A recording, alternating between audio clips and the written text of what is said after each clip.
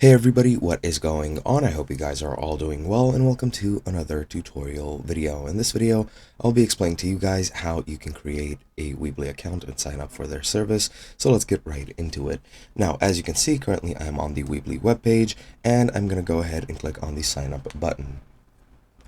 Now, Weebly is quite a useful little tool, useful little service, which is partnered up by Square, which are the development team behind Squarespace as far as I'm aware. So yeah, it's used pretty much just for web design and designing your own website. However, there are better alternatives in my opinion. However, that doesn't really matter right now. So I'm just gonna type in some random for my first name and last name.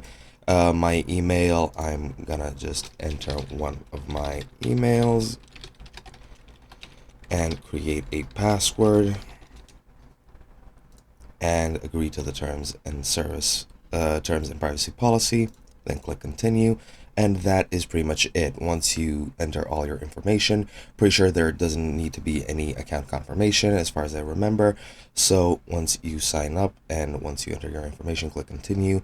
All you'll have to do is pretty much just go through a quick survey, which will pretty much help you just start your site. Here you can select a theme which you want. So for example, let's take a blog.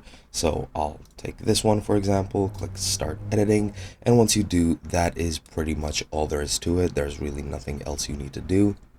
It'll open you up directly in your editor. It'll tell you to select a domain for your website. However, that for some reason doesn't work for me.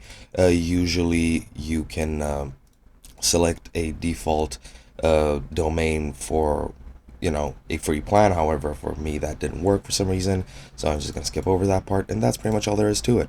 Hope you guys enjoyed, and I'll be seeing you guys in another video.